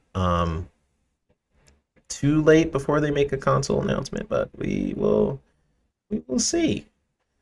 And Max says, Fuzzy just checked my playtime, 554 days. Did he talk about Forza or just No, no, GT7? no. For Starfield, I Oh, think for he corrected it to Starfield. 54, but that's still a lot. Like I know when I looked a while Oof. ago, it was somewhere between 14 to 20, but that was like shortly after I started those 5 playthroughs. It's Hmm. probably a bit more than that, but not 54 days just yet. I got some catching up to do. Definitely. Hmm. Yeah, I definitely don't have that much. Goodness, that's awesome though. Like Yeah. I'm on my second playthrough. Because spoiler alert, if you beat Starfield, you could reset the universe and do all this stuff.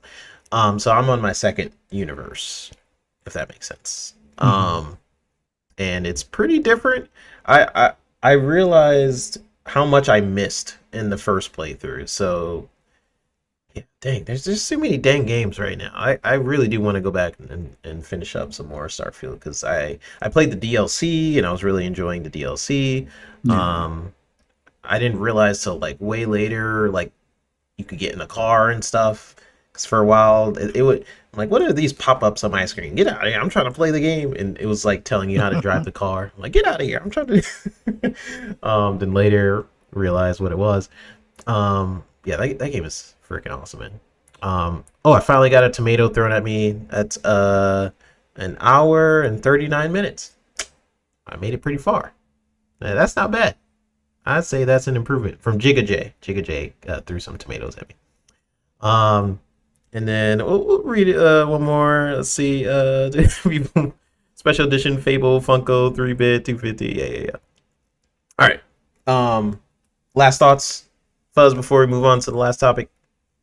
No, just this partnership is going to show as a nice continuation in the gaming space for what's to come for probably the next 5 to 10 years. And I hope AI is more of an upres stuff as opposed to, hey, you might like this game.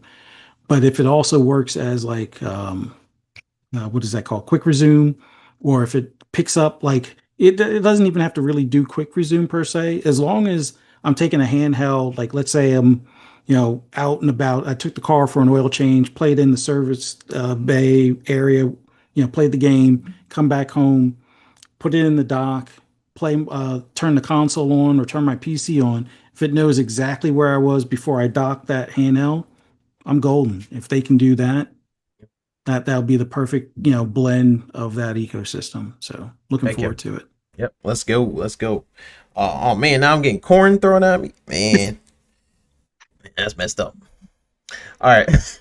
We got the third topic. Thank you for the tomatoes and the corn and what was that? A potato? What the heck is that? That is potato. Oh, I did throw a yo, tomato and potatoes? potatoes. Dang, man.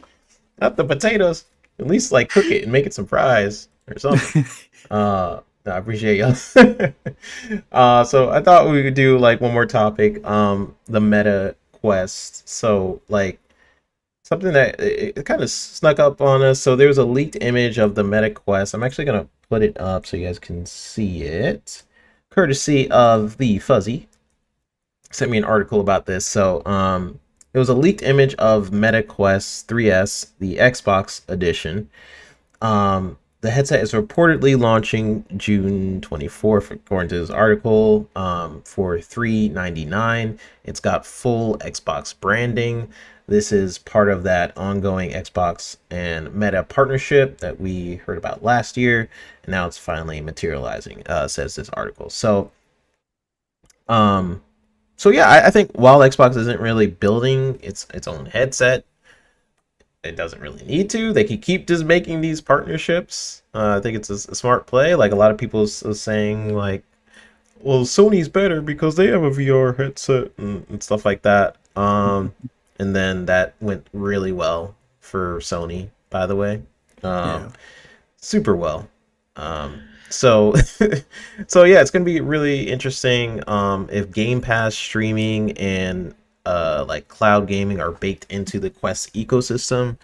It's pretty huge for those VR lovers out there. I don't know. I really want to get into VR.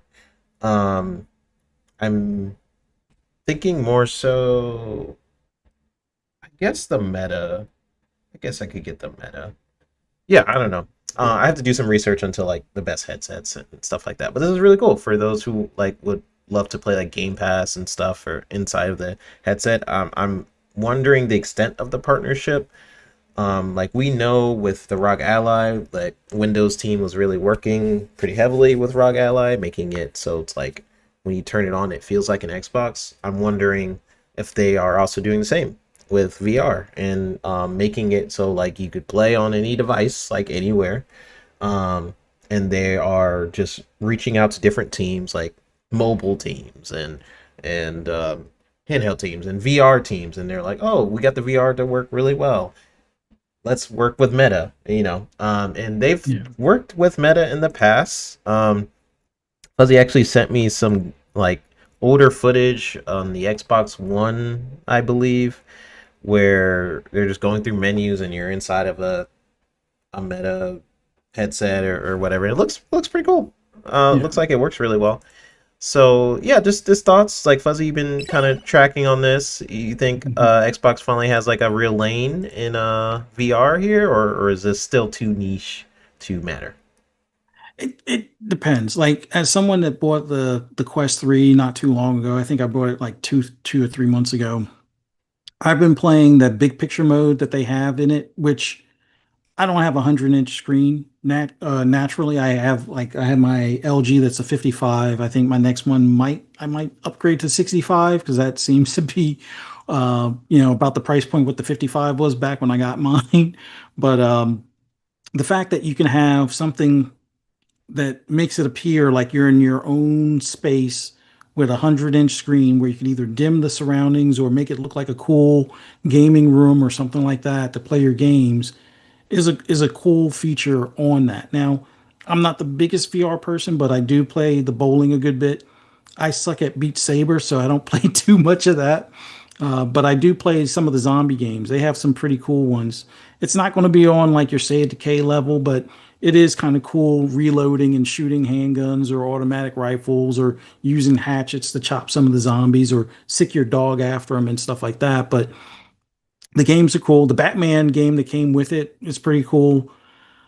But I would like to see them do something similar to what you can with this device for Steam.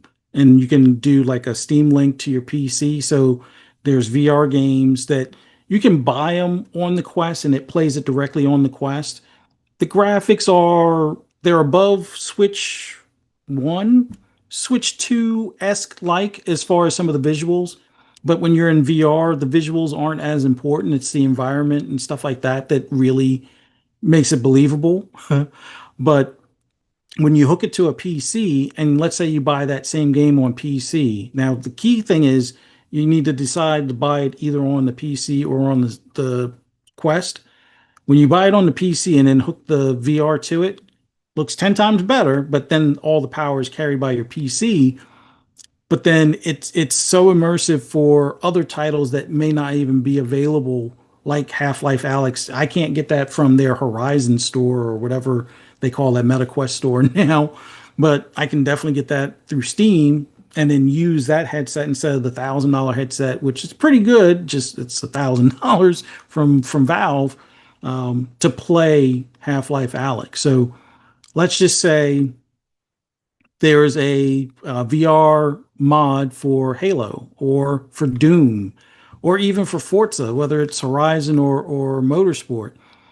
Anything that you can do in first person, you could probably do in VR with the mod, especially if this is coming with a wireless controller as opposed to these like little, I don't know if, yeah, the controllers that come with them Yeah. normally.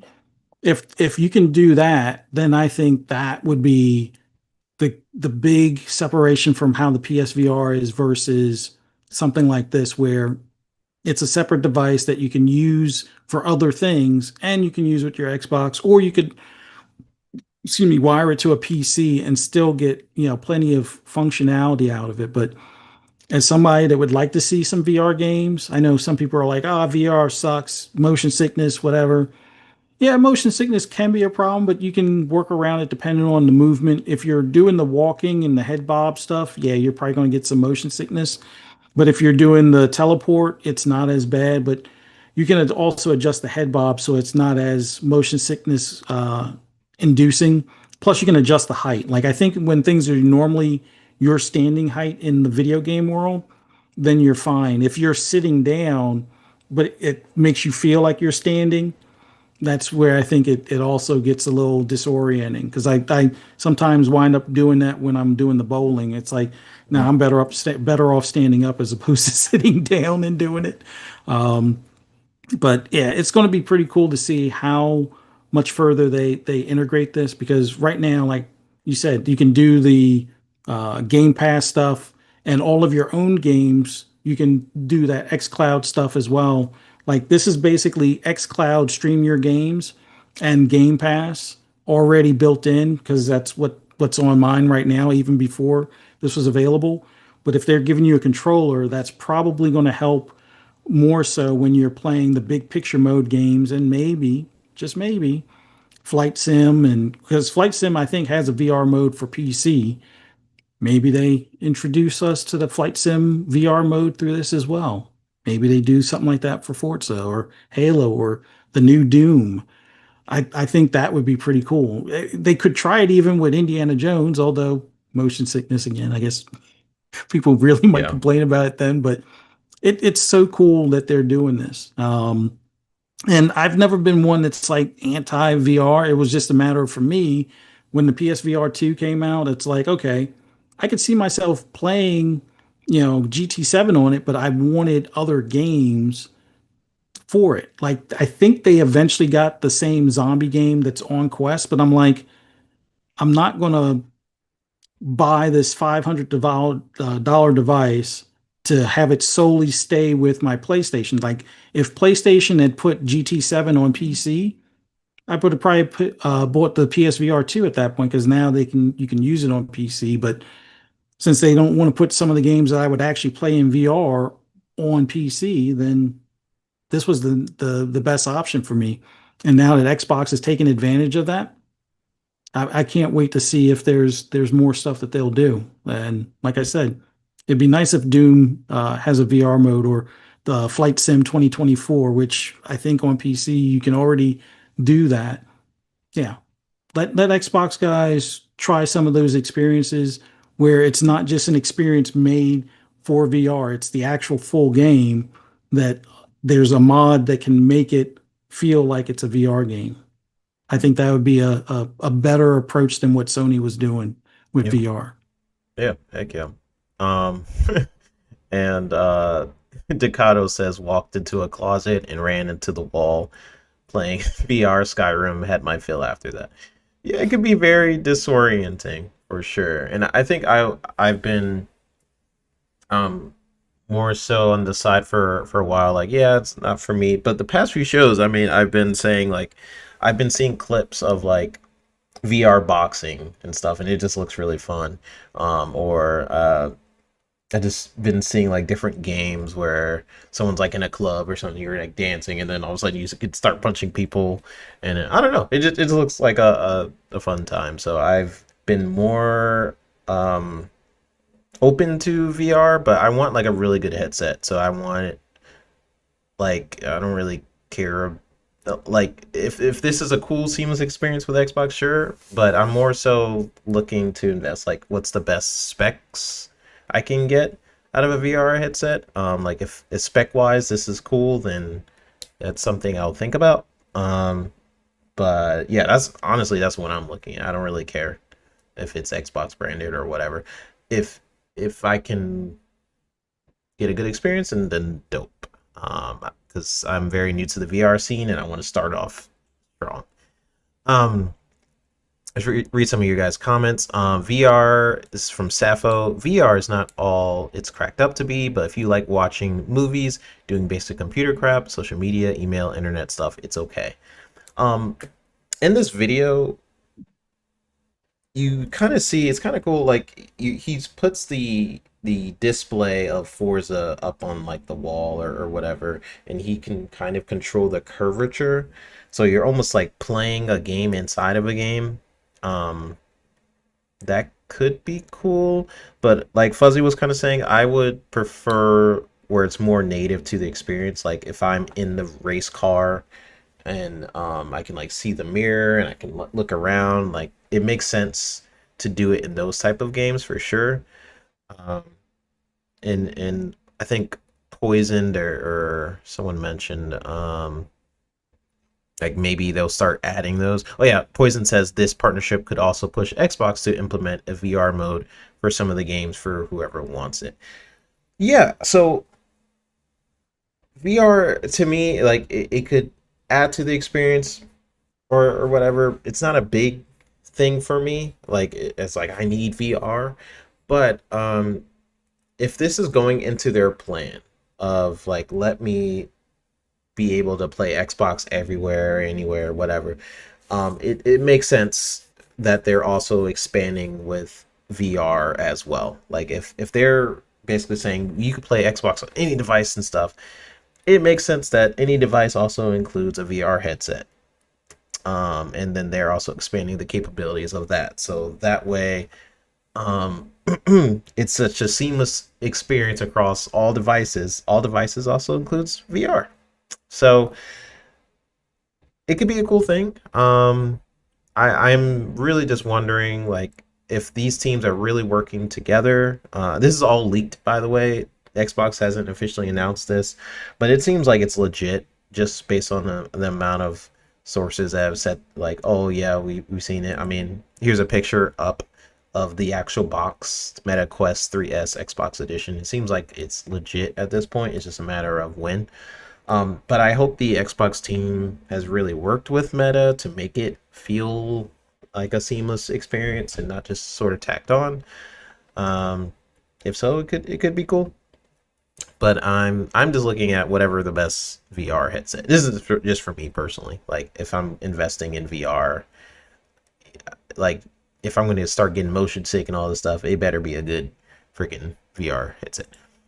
Um, we got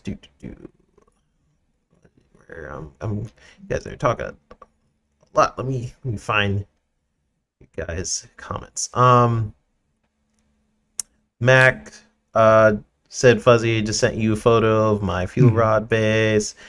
I think Lore Master Jasper was saying something earlier. I was trying to find that comment. Oh yeah. So Lore Master Jasper earlier said, in my opinion, all this did was show the sheep of the community. Xbox fans that trash VR are now excited because there is VR device with Xbox branding. Jasper, this is with everything, man. Like whenever you get like diehard fans of Nintendo, for example, they slap Nintendo on there, all of a sudden something that they trash they're gonna love. You do the same thing with Sony. People, you had people praising the PS Portal, saying it was better than a Steam Deck, and like and all the Portal is it's a portal from your TV. It's not a native experience, right? Yeah. Like you legitimately had reviewers on IGN reviewing it higher than the Steam Deck. So you're also going to get this with Xbox. The funny thing with Xbox that features is as that well. you could use Chiaki to do what the Portal could do on a Steam Deck. Just saying. Yeah, and it's just you get that with all crowds, but yeah, you're right. Like it again, if they worked really well together and it's like a seamless, cool experience and has good specs, then that's something I would look at because I love the Xbox ecosystem for sure. I will look at it, but VR specifically, I am looking at those specs like Mhm. because I don't want any blurry. Like I want a really good experience if I'm jumping into VR for the first time. That's just me, but yeah, for sure. I think if they do the Quest 3 and the Quest 3S, go 3 as Hmm. opposed to 3S, although you can't beat the pricing on like a 3S. I think for me, I wanted a little bit better visuals, and I knew I was going to hook it to my PC, so that's why I went with the 3 instead of waiting for the 3S. Right. Um, but if you just want something that to at least kind of get your feet wet, don't intend on hooking it to a PC, or that wasn't even in the thought process, the 3S model will probably be pretty good for you. I think the 3S has most of the features of the 3. It's just that it's not the pancake, so it's a little bit bigger piece sitting in front of your eyes, which you won't really notice until you get into like 45 minutes and above timing, having it on your face kind of deal. Hmm. Um, but I think the fact that it's color pass through, because I believe the 3S does the color pass through as well, that's amazing. Like when you look to see what it was like before, for like the Quest 2 when it was just black and white, and you could only do it when you were doing like room scale or something like that. Like that color pass through is it it's not quite the level of what you would expect the Apple Vision Plus or Pro to be, Okay. but it's close enough for like a fifth or sixth of the price kind of thing. So yeah, it gets blurry on the extreme edges, but very few people constantly look at the edges. And then I think when you Yeah. look at the edge, it kind of adjusts to some extent because there is, I Like some believe, eye internal tracking. eye Or tracking. oh, Because I know it helps when it comes to at least some of the games. I know the 3 has it. I'm not sure if the S has the internal tracking. But these headsets for something that's under 600 bucks, like the S I think is under 400. It Yeah, I don't think it's at 300 yet. I think it's at 400, and I think the 3 is at 500. mhm. I think they're worth it. If you have at least 3 or more VR games that you're interested that are already on the Quest. Like there is a motorcycle game that is awesome. Like I said earlier, the Batman experience is awesome. The Deadpool one is supposed to be even better. Um, I've yet to pre-order it yet. The zombie game, if you're into zombies, there's like a zombie collection. There's 2 of them that are awesome. And there's a couple of boxing games, but the main boxing game I'm waiting on, they haven't put the single player mode in yet. Mm. They started with the multiplayer. The one that they made before was only single player, I believe. Right. But this new one, they're making single player and multiplayer, but they started with the multiplayer while it's in like early access. Looks phenomenal, but I want to wait until the full release. Like, it's probably better for a price point because it's like $10 to pick it up during early access. But I can wait because I don't feel like doing the multiplayer because they've already had to fix the spam punch thing and stuff. Yeah. But People then just again, going your tunnel. punches are based on how fit or in shape you might be. So it's not like you can really spam punches unless you want to wear yourself out, which I think that's the main thing I kind of got it for, along with some of the games, was the exercise aspect of it.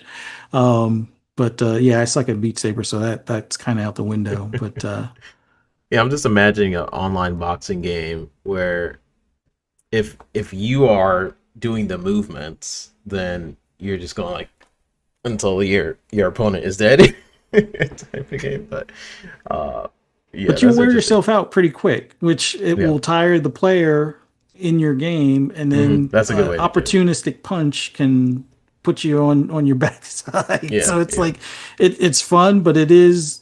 it is a bit of a workout. Like I remember hearing Boomstick talk about like because I think he does like something similar with the, like it's not Beat Saber, but it's almost like a boxing Beat Saber type of thing. Yeah. And he was like, yeah, that's like he does that as part of his workout routine daily kind of thing. And it's like, yeah, I gotta check this out because that sounds like a ton of fun. So There you there's go. some, I guess you could say some silly games in there. Like there's a Tron type game in there that's worthwhile, but like there, most of the bigger games, like the car racing games, aren't ever touching GT7 or Forza Horizon or anything along those lines. But they're getting better. And if Xbox makes a mode for those games for that headset, that would be a killer app at that point. And I Yeah. would definitely recommend it. I mean, GT7 is worthwhile for the PSVR too, but for me, after dealing with Sega for years, where I bought the Sega CD, the 32X, and then the Saturn right after it, and then gave up before Dreamcast came out because I was like, I'm broke now. Because at the time it was out of my pocket. So it's like, being like late teens, early 20s, Hmm. like, yeah, I don't, Sega, you broke me. Like I got 5 games for the 30. Well, no, I got 3 games for the 32X and like 5 or 9 games for the Saturn before the Dreamcast came out. I was like, I'm just getting a PS1, and then I wound up moving to PC anyway. So it was like, yeah, that's why I Yeah. didn't get the PSVR 2. It's like GT7, I already own it. Great game, looks awesome on VR, but where's the other VR games that I want? Like, They want you to double dip. Buy that game multiple times. yeah, Yeah, that's the thing with this headset. I'm hoping you buy it once. You could play it on Xbox, the console, and then also on PC, hopefully. Or if it's just a meta quest and you just experience it within the headset, I mean that's cool. However they want to do that. I'm interested. There is one little thing I did want to talk about before we close out. Plus, there was something that popped up on my timeline, and that's Xbox working with the Xenia Canary emulator team on a classics program that will bring Xbox 360 games to current consoles, PC, and Game Pass with enhancements. It's a rumor, essentially. So if people haven't heard about this, it's reported by Insider Gaming that basically this emulator development team has confirmed that it is not in that they're essentially working on like a classics program, which is interesting because in the past, Xbox had their own development team working on backwards compatibility, um, like their own little thing. So just quick thoughts on this. Didn't want to get into the weeds of like yeah. what this could mean, but just wondering if you heard about it and what your thoughts were. Yeah, I've been seeing more and more about bringing like the original Xbox and 360 games to PC, which I think kind of ties in. I mean, sure, it's a third party that they're partnering with and stuff, but I think it ties into some of the stuff we may see with that Xbox Ally X and stuff like that. So it's cool. Anytime you can preserve the classics, and they just had the Activision classics come to Game Pass and stuff like that, it's like they're definitely making it so there's a variety of old stuff and new stuff because they're killing it with the new stuff.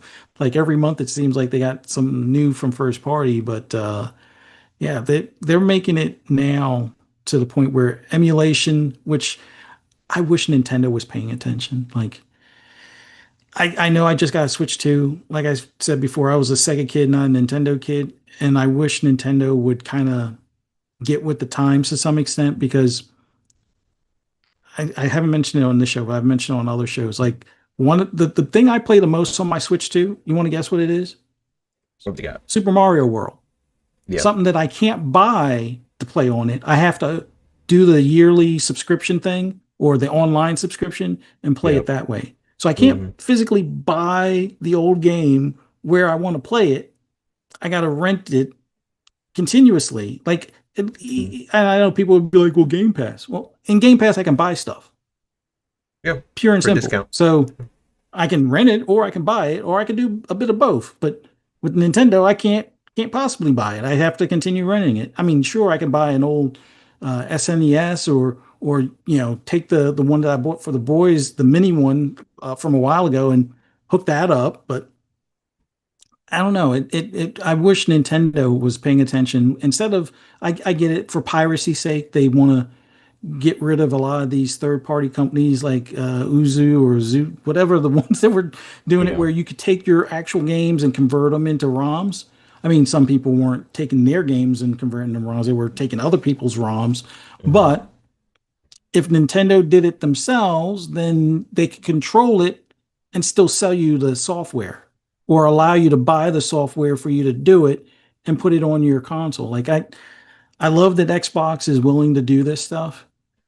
Sure, there is still the potential for piracy, but it seems like the way they're going about it, for those of us that want to buy it legit or do the legitimate way of, doing the emulation, at least they're Yeah. offering that option. Nintendo's Yeah. not offering that option, and I wish more Nintendo fans would be vocal about that. Like maybe I'm the wrong guy because I'm not a Nintendo fan, but it just feels like that's the one thing, at least that I've noticed since I got my Switch 2, that feels a bit ridiculous and outdated. Hmm. But leave it to Xbox. Hey, oh, you want to play some of the original Xbox games that you have or 360 game? Yeah, we're going to make it so you can play it on your PC. Now, granted, not too many people have DVD or Blu-ray burners left on their Yeah. PCs. I mean, there a good bit of people probably do, but most of them that you buy from a store or like some of those pre-built ones aren't coming with them. So I guess there's that factor. But the fact of emulation, kudos to them for getting that program going. Yeah. And I do wonder if emulation is the way to get around rights for games as well. Like the fact that it's still technically running on an original Xbox or a 360, if that is the best way to maybe access some of these older games that the developers don't want you to access for whatever reason on a newer console because they want to resell it, or you know this might be the good way for Xbox to get around that by being like, technically you are playing it through an original Xbox or through a 360. It's just, you're accessing through emulation. I don't know. Maybe that's the way Yeah. they're doing it to further the program, because I remember the reason why they stopped the program in the past was because they're like, yeah, we can't really we ran out of freaking developers that are willing to say yes to this. Um, Hmm. and maybe that's a way, or maybe they are talking to developers. I don't really know. Maybe they're talking to developers and they're like, hey, we want to continue this program, or maybe this is one way where they can kind of get around it. Not sure. Not no idea. But I just thought this was a cool little rumor, and I hope Yeah. it's true. And we know they've talked about bringing some of that team back, so maybe this is their way of doing that, like getting a really talented emulation team and just getting them to do it. So super super dope. Yeah. Um, and that's it, y'all. We've made it. 2 hours, 10 minutes of a show. I appreciate everyone dropping on in. This is episode 42. We're gonna get on out of here. Fuzzy, please tell people where they can find you on the social of medias. Well, as always, love doing this on Sunday nights with you. Greatly appreciate Web Dave for having the raid, as well as Yep. all of those that checked us out that weren't from the raid. Really appreciate the support, guys. Thank you for the conversations in the chat and keeping it civil, even though there were a few vegetables and fruits and stuff thrown. Yep, yep. But It's okay, I dodged it. it's always a fun time doing this. But for those that want to hear my rambles and rants on anything gaming related, you can find me on Twitter. I still call it Twitter. Blue Sky, Instagram, YouTube. Just do a search for Fuzzy Belvedere. You should be able to find me. And same thing on Xbox. Um, I try and check my messages, but sometimes it does get a bit overwhelming. So if I haven't replied to a message in a while, I do apologize. But yeah, you can also find me on Xbox, although probably playing Division or probably playing Forza Horizon 5. I'm gonna try Alters at some point because I got it downloaded. But those are my two go-to games most of the time. And I need to get Starfield in that mix again, but that'll probably be on PC more so because of the mods. I just love some of the spaceship mods and stuff. Heck yeah. Yeah, go ahead, follow Fuzz on the bluest of skies. I believe this Thursday. Mav had like technical issues last time, but this Thursday should be when we all return to the Fun Speculation channel. So be sure to check that out as well. I had a poll going on most of the show. Like, if you guys are getting the Xbox handheld, 61% of you guys said yes. 25% said I don't know, and 13% says no. So that's 44 votes. So yeah, a decent portion of our audience is gonna get it. So that's pretty Yeah. cool. Some people they don't know yet, so we'll see if Xbox can convince them, maybe by Jeff Keighley's show. But no, I appreciate everybody for dropping on in. Appreciate Web Dave rating us. We had like 100 and something people in the show. It's awesome. Be sure you guys like and subscribe on the way out. Big thanks to everyone who pulled up on the live or in the replay. If you guys are watching in the future, be sure to let us know what you thought about all these different topics, whether you agree with us or not. Yeah, be sure to drop that like, tap the notification bell so you guys don't miss when we go live. I usually mention it in a YouTube post. I'm primarily on Blue Sky, so that's usually where I'll mention it. But I know some of our viewers will sometimes drop it on Twitter and stuff like that. So I appreciate y'all. We are dropping episodes on Spotify, and all that. So follow us there as well for updates and clips and all the different things. We'll be back next Sunday at 8 p.m. Eastern Time with more of that gaming chaos. I am 3 Bits signing off. Have a good one, y'all.